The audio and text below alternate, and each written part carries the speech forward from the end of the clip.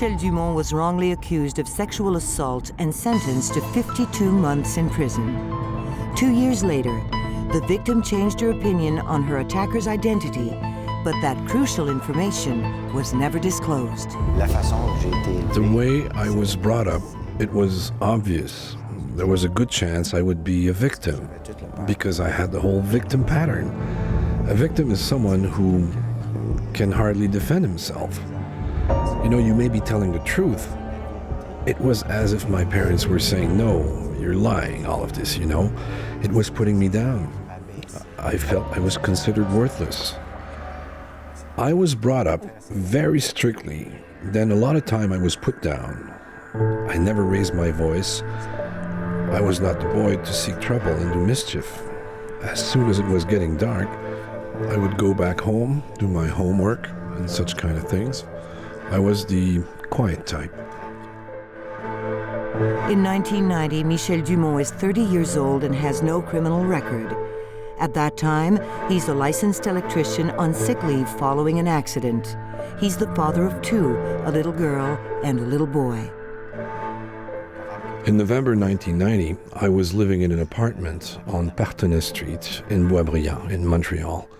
I was restarting my life. I wanted to get custody of my children, and I was living with friends.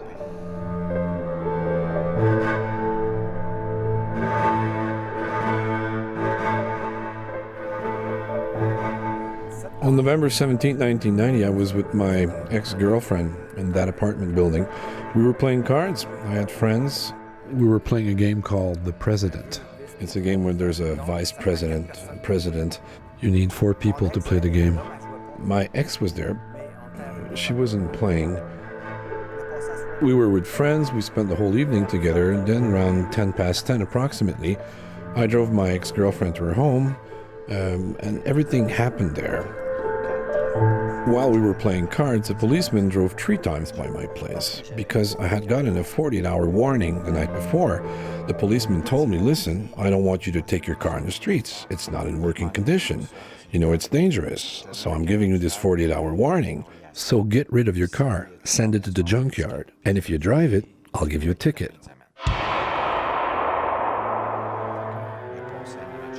He drove 3 times in front of my place just to make sure I wasn't driving the car.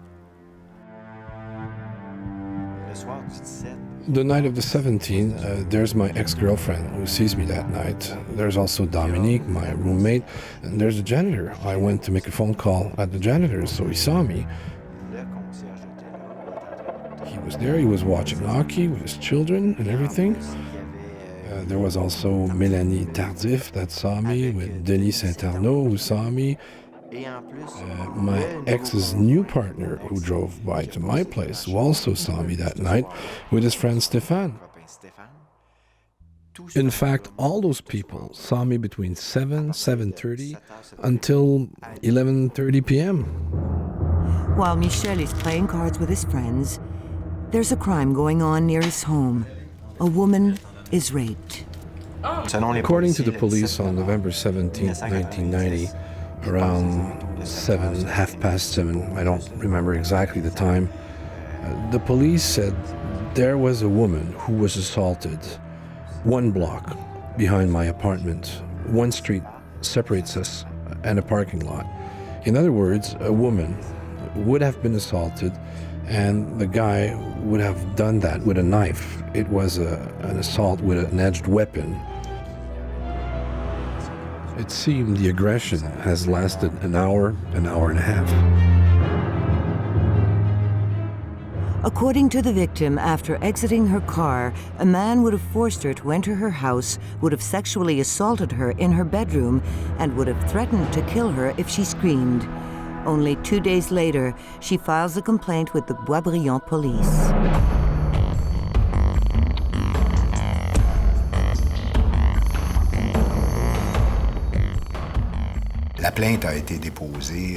The complaint was filed the night of November 19th to the 20th. Following that, a few weeks later, I believe around December 3rd or 4th, a composite drawing was made based on the information provided by the victim at the time. The composite drawing was distributed, and someone called and said it looked like me. I think that according to the policeman, I kind of understood the person called twice, anonymously, naturally. Let's assume that if someone doesn't like you, like a neighbor or anybody, that sees a composite drawing and says, oh, it looks like him, picks up the phone and calls. So I suddenly become a suspect because I'm out of work. I'm expecting workers' compensation. I just broke up with my girlfriend. I'm supposed to have a grudge against all women. Essentially, they assumed that I felt like attacking this pretty blonde and that I had assaulted that woman. The Boisbriand police contact Dumont on December 18th, 1990. There's a policeman that comes to my apartment on Partenay Street in Boisbriand who takes a picture of me and asks me to take off my glasses because supposedly the attacker did not wear any glasses. So he photographed me without my glasses and then showed me the composite drawing. When I look at that photo in 1990, it's true, I was 30, but not muscular at the time. I weighed 130 pounds, I was all skin and bones. But at that time, my hair was short, and if you look at it, it's any man on the street. And the victim, in her statement, said she was not pleased with that composite drawing. The composite drawing is a tool often used and very useful, but it remains a tool. It's built by experts with techniques and technology that are, in theory, reliable and limited by the reliability of what is reported to the technician. From the photo taken by the Boisbriand policeman, the victim formally identifies Michel Dumont as her attacker, among 10 other photographs of potential attackers.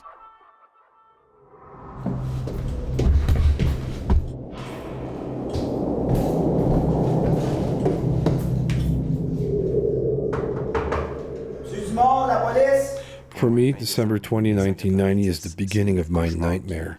The police arrive at my house to arrest me. They formally accuse me of sexual assault.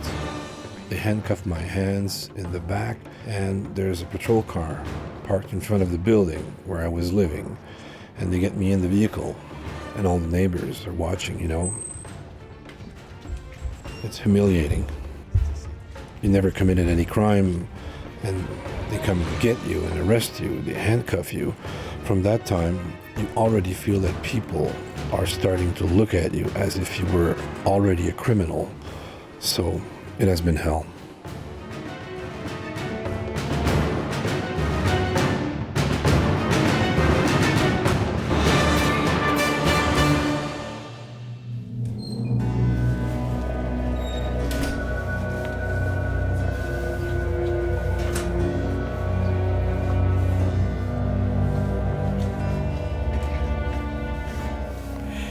When they took me to the police station, they started questioning me and all that. I did not even have the right to a lawyer like everybody is supposed to. They asked me questions and they said, listen, we can help you if you confess. It's you, we can help you. Especially there was one policeman who was saying, you're the ideal suspect because you just broke off with your girlfriend. You have a grudge against women, and that's why you assaulted that woman. You felt like having a nice blonde, and you acted on it. And I always said, no, it's not me. I did not do it. But they kept insisting and saying, look, confess, we can help you.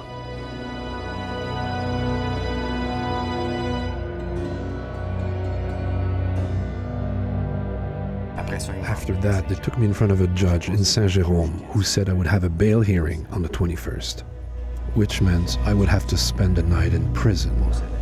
And this would be my very first night in jail. And this is how I realized that it was no joke, that I was caught up in some kind of a spiral. And I wish that the nightmare would end right there. But unfortunately, it did not.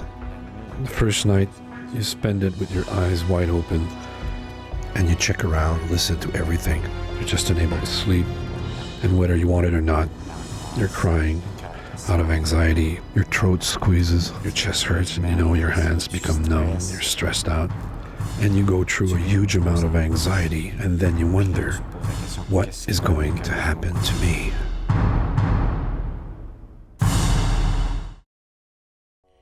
Michel Dumont has spent his first night in jail and is charged with sexual assault against a woman from Boisbriand.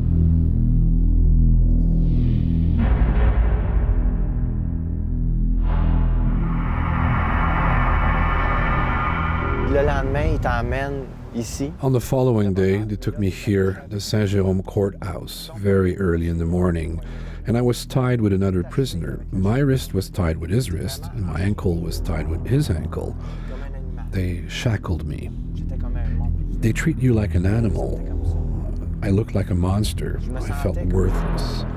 And people were looking at me in my handcuffs as if I was a criminal. So we arrived from behind the building. The policemen got me out. I followed them, and I did not have a lawyer.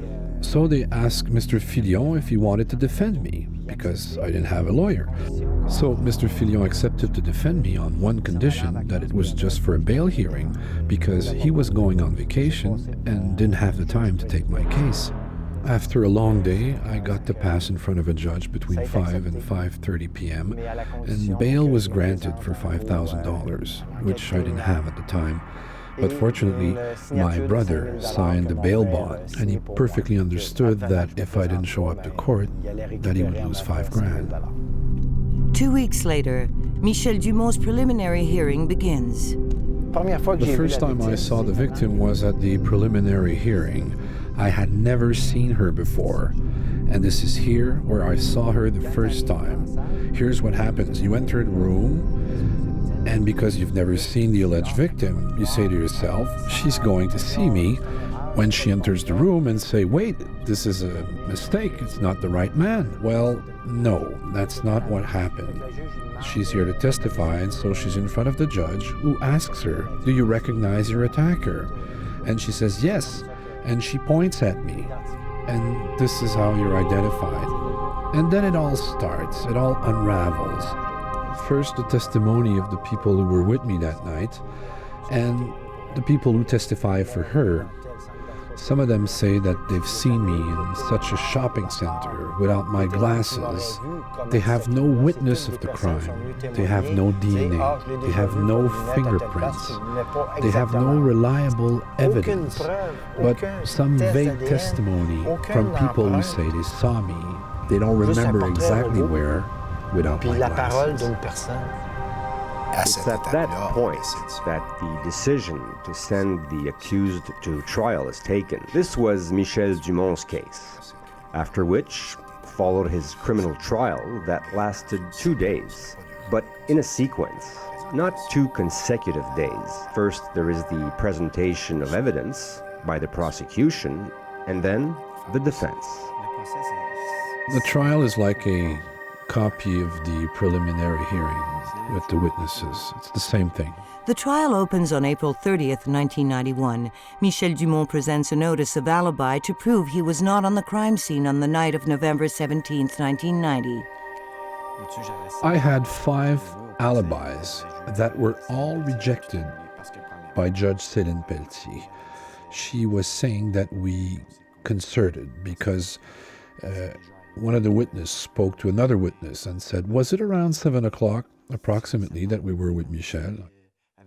The superintendent asked her brother-in-law, at what time does hockey start? Because I know Michel was there when the hockey game started. And just because she asked that simple question about hockey, the judge said, I cannot admit this testimonial in court. And therefore, the evidence was rejected. I couldn't understand why the judge would reject the testimonial, because the janitor only asked her brother-in-law about the hockey just to be more precise about the time, because she knew I was there. And the other witnesses, like Dominique, he had a juvenile criminal record, which didn't mean that he would lie. Also, he could not remember the type of clothing that I was wearing. Was it a sweatshirt? Was it a t-shirt? What color were my pants, my shoes? And also, my ex-girlfriend testified, and she was very aggressive. However, because I had heard all the testimonials from all the witnesses before I had the chance to testify, it seemed that my testimonial was rejected because, according to the judge, I changed my story. So why didn't they let me testify before? Michel Dumont is now awaiting Judge Céline Pelletier's verdict. On June 24th, it's the St. John the Baptist Day. It's the Quebec holiday. Just one day before, Judge Céline Pelletier will pronounce the verdict in my case. I couldn't sleep all night long. I was thinking about the judge and the witness and how they behaved in court. And I had some kind of premonition that something would happen. I showed up in court and sat in the courtroom, and then I was listening to the judge, and suddenly she said guilty and ordered a guard to take me away. And I was telling myself, there's no justice in Quebec, but I shouted it in the courtroom. Y'en a pas de justice au Québec! They put back the shackles on me, and they told me to strip. They started to search my clothing, and then to search my body. They looked everywhere on my body. And then the guard stared me straight in the eyes and said, I have to wash my hands because I've just touched something dirty. Man, at this point, you start wondering. Your throat is tight. You've already spent one night in jail, and you don't know what's going to happen. You've just been found guilty.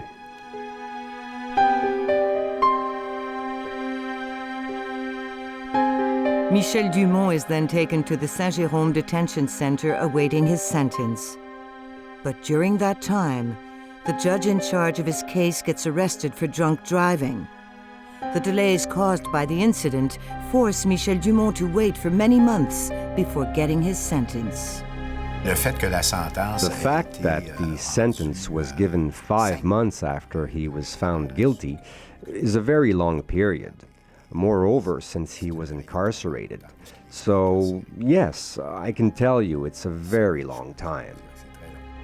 I didn't have my sentence. I was waiting for my sentence. And I already had problems. And I said to myself, what will it be? They were holding me in a special unit of the prison because the big problem is that I pleaded not guilty, that I denied doing it.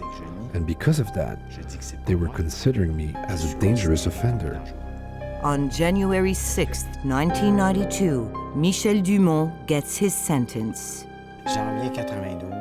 In January 1992, Judge Céline Pelletier returns to the bench and pronounces the sentence in my case. And she decides to give me a very exemplary sentence because I've pleaded not guilty and I've denied doing it. So I get 5 years minus 8 months because I had already spent 4 months in jail, which counts for double the time. But still, there is 52 months left. That's over 4 years in jail. Michel, in my humble opinion, at a given time, was seen like the perfect culprit. You know, we told ourselves he's accused, we're involved emotionally, and we end up believing our own fantasies. And I get the impression that's what happened with the system. When the system gets carried away, it's not able to stop itself. As if it told itself, we made a decision, we have to live with that decision, let's go all the way. The system never questioned itself. And that is the problem of all systems. They may work marvelously in the very great majority of cases, but on occasion, they may fail. And this case is a patent example of when systems fail. Michel Dumont is then temporarily taken to the Parthenay Detention Center.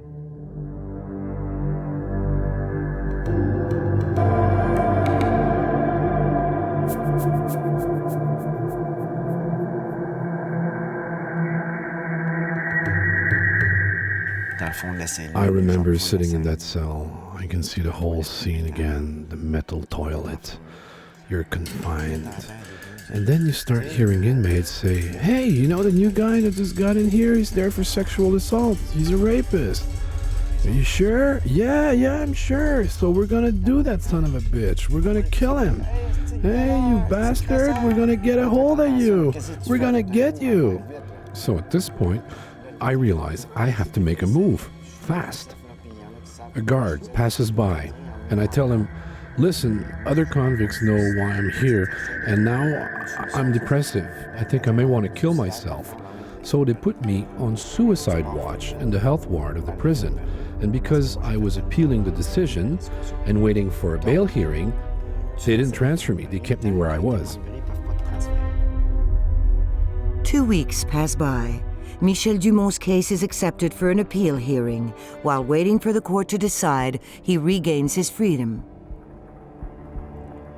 They release me from prison. I exit the building by the main entrance. I grab the phone, I call my mom, and I tell her, "Mom, I'm free. I'm gonna take the metro and exit at the Henri Bourassa station. Please come and pick me up." So I exit the building and I look left and right, and I start running like a crazy fox, and I run real fast because I'm so scared they're gonna put me back in that jail. I don't know where the metro is, so I ask people while I'm running, and they're giving me directions to the metro. I was so scared they would take me back to that cell, but I made it to the Henri Bourassa station. My mom was there, and I said, "Phew." Michel Dumont regained his freedom waiting for his case to be heard in appeal. His lawyer at the time is reassuring. He takes the opportunity to build a new life.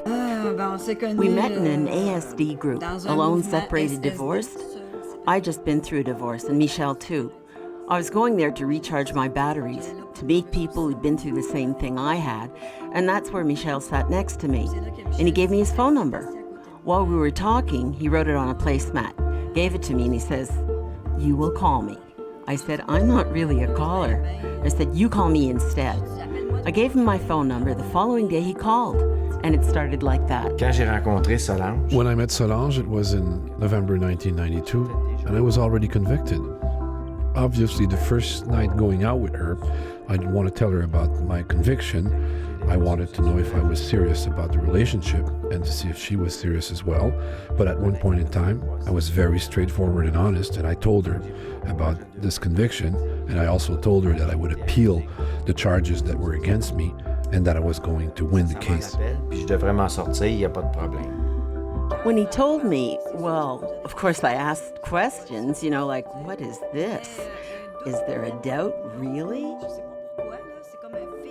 It's just the feeling I had. It's like, I don't know, he told me this, but it's like, it wasn't true. This is how we met. This is how we started going out together. It didn't take me long to leave my apartment and move to her place. For 2 years, Michel spends happy times with Solange and their children. When I met Michel, what I remember about him is that he spoiled us a lot. Every weekend we had huge family outings. It was really, it felt like family life again with Michel and my mom. My life before prison was peaceful. A family life, 2 parents, 5 kids. We were almost perfect then.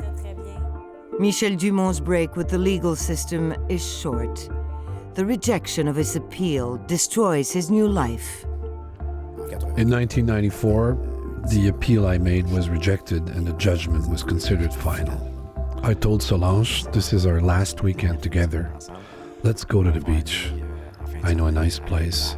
And on Monday, I'll call the police to report myself.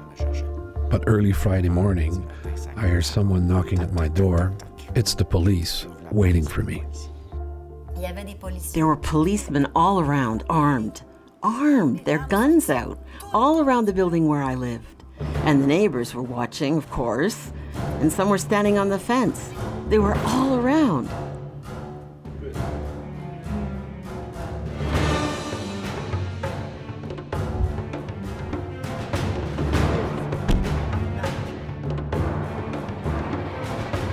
Then I saw Michel go with them, and it was like a stab in my heart. He went, and then the rest of the policemen left. Michel Dumont is sent to Cowansville prison to serve his sentence.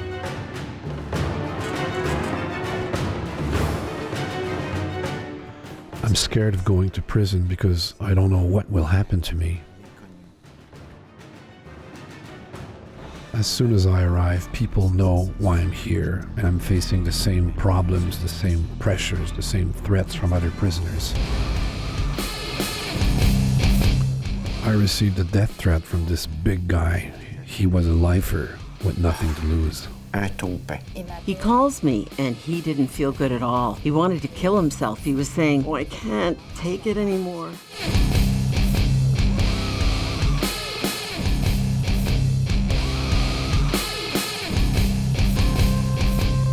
Then he said, "Look, I'm waiting for you." He didn't believe I'd wait for him.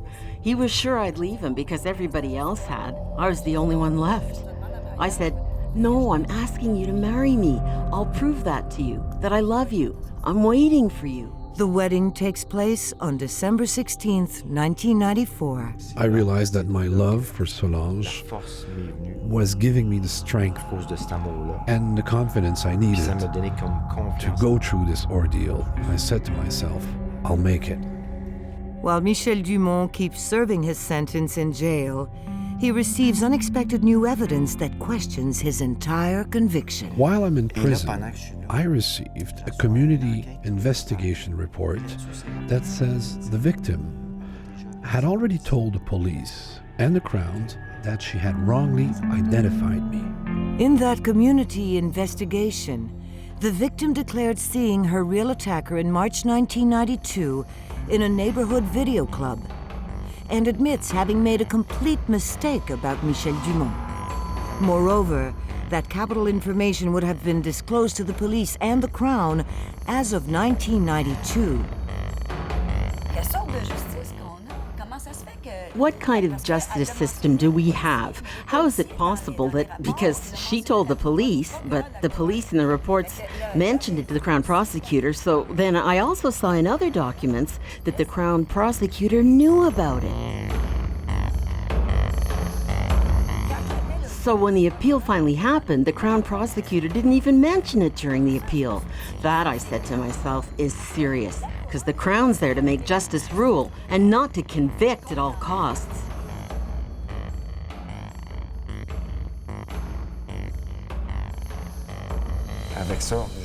With this evidence, it's obvious that I'm going to be released. And the lawyer said, well, it's good news. I called my wife. My wife was so happy. The next time you visit me, I might be free. I was so confident, so happy, because I knew I'd be released. But the lawyer said, no, you can't get out just yet. When I heard that straight from the lawyer's mouth, that's when I decided I'd do it myself. Then I went to get all the shorthand notes, the complete file at the Saint-Jérôme courthouse. I started reading everything and to scrutinize it and to write down all the flaws, irregularities in that file. And then I wrote to the Federal Department of Justice because the feds, that's who you had to deal with, to ask, to apply for clemency. They told me they could place Michel under Section 690 of the Criminal Code. Section 690 of the Criminal Code is a provision that gives the Federal Department of Justice the authority to review a case. Obviously, when there has been a conviction with a final judgment. It's a section exclusively for the miscarriage of justice. If you have new evidence that hasn't been mentioned during the trial, that you've used up all other means, you have to have had a trial, an appeal, these things. Then you're entitled to that section.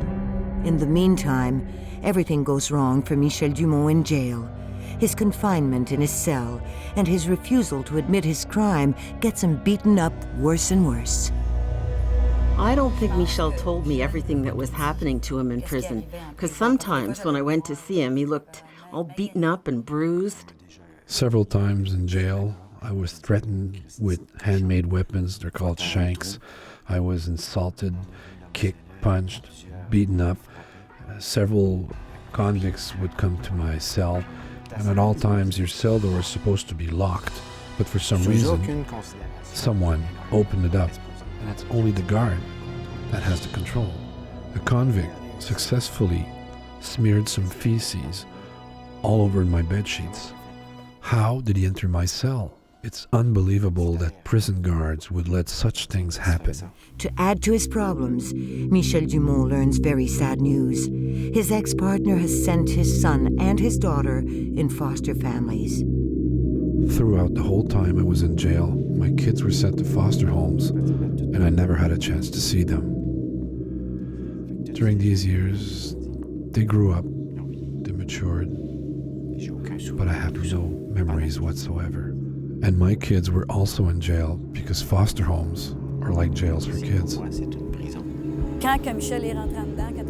When Michel went to jail in '94, I found myself alone with the children. I asked the Department of Youth Protection at the Laurentian Youth Center if I could keep them. And they said yes, there was no problem, if I was able to. I loved them like my own. I said yes, so for a month they gave them to me. But his ex, well, she decided to come and get them and send them away. So I took steps to try and keep them, but it was impossible. It was during the last weeks of my incarceration, and at some point, a miracle happened. My ex-girlfriend allows my kids to visit me. So when we got to the institution, it was really painful. It had been 2.5 years since the children had seen their dad. When Michel came in, he didn't know. I wanted to surprise him. I didn't want to tell him. It had been a week that I'd known I'd bring the kids. He sees that I had children with me, but he wasn't sure. But he started to recognize them a bit, you know. Then, up close, big tears, everybody was crying. Seeing your kids after not seeing them for 2 years is such a wonderful thing. Hugging them, kissing them. I was so happy. I felt so good. We were very emotional, laughing, we were crying, but it gave me the courage to continue until the end. Despite the steps Solange took with the Department of Justice, nothing moves in Michel Dumont's case. She therefore addresses the media to let her case be known. 6 months before the end of his term, he gets out of prison. I started contacting journalists to write Michel's story to a lot of journalists, like Mongrain at the time. And I'd written to him, and then it's his journalist, Louis St. Pierre, who calls me. He says, "Can I get a look at what you've done so far?" So I spread it all out on the table, and then he was very interested in having me appear on Mongrain's show and tell the story. He went to the prison himself. He asked to Cowansville to ask if he could film Michel. They accepted, and they found the victim, and she confirmed to him that Michel was not the culprit. He asked her, "Are you willing to go on TV and say it publicly?" She said, "Yes, certainly." So the story is broadcasted on the air, and suddenly all the inmates in jail know that I wasn't lying, and they say, "Oh man, we made a mistake, we gave this guy a hard time." And they come to me and they apologize profusely, and they're telling me, "You're really a tough guy, you're a real man, you didn't hide out, you took some heavy beatings from us, and we shouldn't have done that to you." And even that big lifer, that big tough guy who had threatened me, said, "I'm sorry, but now congratulations, because the system owes you."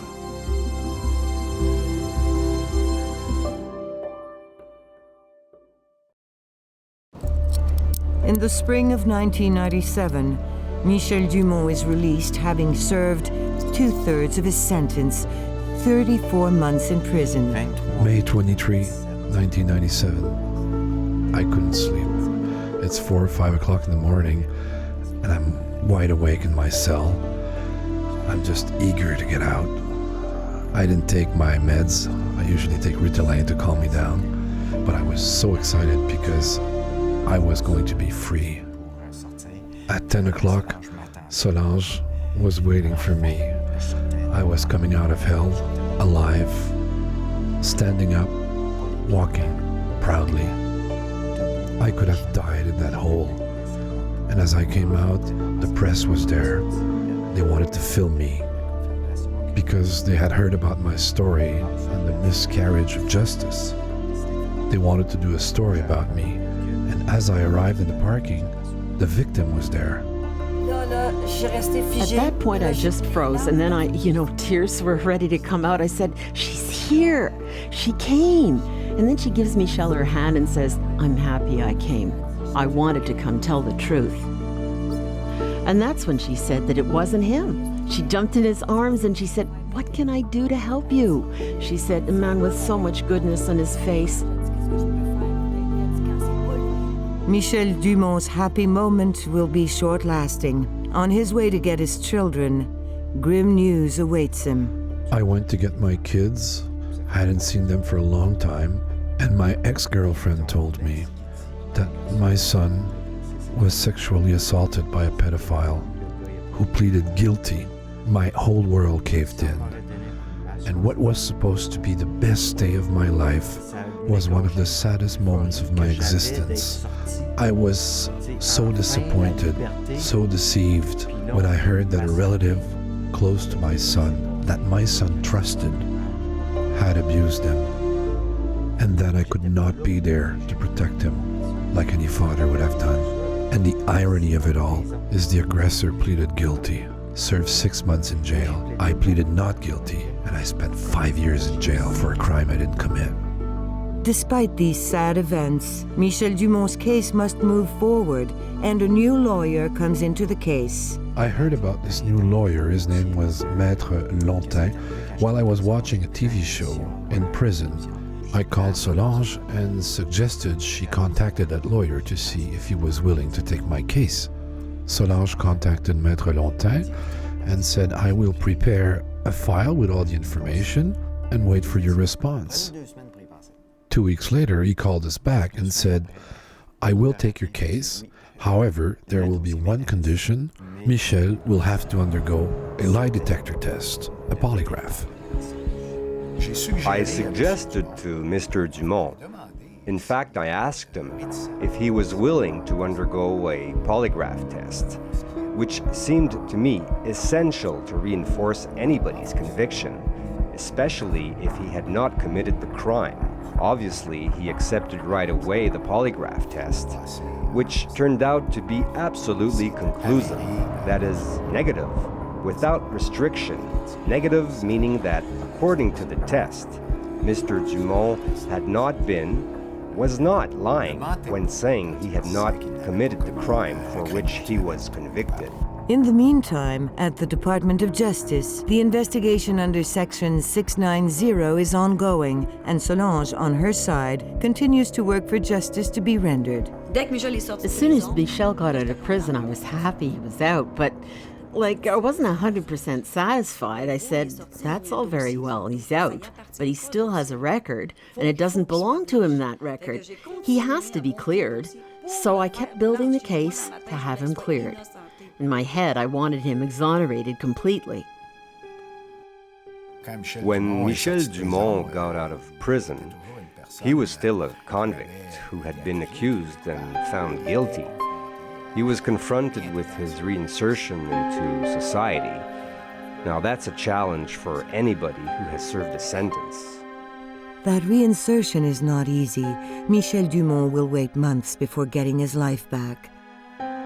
Moreover, he's loaded with debts and must work nearly 100 hours per week to survive financially. The debts we have aren't ours. They built up because of the miscarriage of justice. It's not us that created these debts. Debts add up very quickly: unpaid alimony, legal fees, child protection fees. Lawyers and transportation. And anyway, we ended up in debt. At one point, we asked our friends for money, and they helped us. Thank God for that.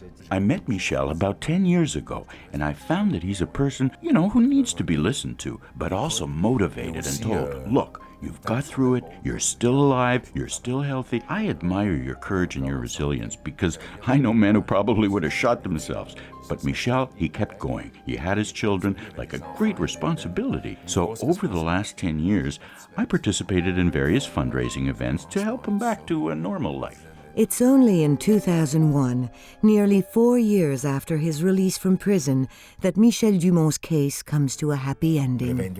On February 22, 2001, a judgment by the Quebec Court of Appeal cancels his conviction of June 25, 1991, and not only overrules the decision, but also acquits him.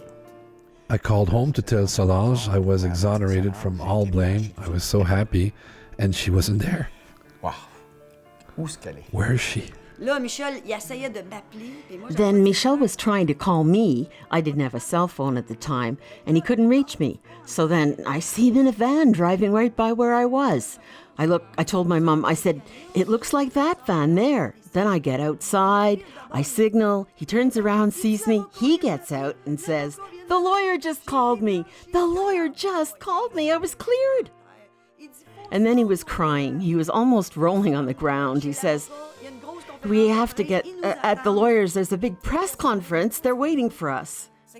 What really surprised me is that at one point, the journalists, after having asked the questions they had to ask, all turned to me. They all sit in a circle towards me, and then they start asking questions. Well, I said, it's not me that has been cleared. It's my husband. They said, it's the first time we see that. A woman like you having done all that work. I think that if Solange would not have been there, then Michel would not be the man he is today. We often say that behind every man there's a woman, and he felt it. He felt lucky he had her. I had to carry the image of a rapist like a coat for 7 years, which I finally took off. But I'm still waiting for an official apology, compensation, and to get my life back and the time I've lost with my kids. Following his acquittal in 2001, the Quebec and Canada governments are not prepared to exonerate Michel Dumont and therefore compensate him. So in 2001, he claimed $8.7 million as a compensation for him and his family, but the case is waiting and is still not being solved. I got fed up. I said, that's enough. I'll go over the Prime Minister's head if I have to. I'll write to the UN. At first, they answered me. They said they didn't take care of private cases. I wrote again and sent other documents, other files, other evidence. I told them, listen, you have to help us because there's a treaty signed between you, Quebec, and Canada. International treaty stating victims of miscarriage of justice wrongly accused are entitled to compensation. Following the actions taken by Solange, the UN recognized in 2008 that Michel Dumont was entitled to compensation for the miscarriage of justice he underwent. The story of Michel Dumont is not usual. It's like a never-ending ordeal, and to see how it drags is so frustrating. At one point, you wish that the nonsense would stop. It doesn't make sense. The matter has to be settled. He paid unfairly with his time in prison and everything else he went through, and his family suffered the consequences. I find it difficult since Michel came out of prison. He's not the same man I had before he went in. I see he's still suffering a lot because we're still waiting for the settlement. As long as the governments don't live up to their responsibilities in this case, we won't ever be at peace. In February 2009, Michel Dumont's case will finally be heard before a court of justice to determine a settlement. So we finally have a trial date for the settlement now. I hope it's going to be okay. It's February 15th, and we have 2 weeks. They've allotted us 2 weeks of trial. We won't get back what we lost with the children because the kids are big now. They're adults. But as for us as a couple, we'll try to get back the time or to enjoy more good times. We'll try to make up for it. When a miscarriage of justice occurs, there's more than just one victim. your entire family suffers, and often your family will be punished at the same time as you are, and they're prisoners just like you, and everybody pays the price, and that price is way too high.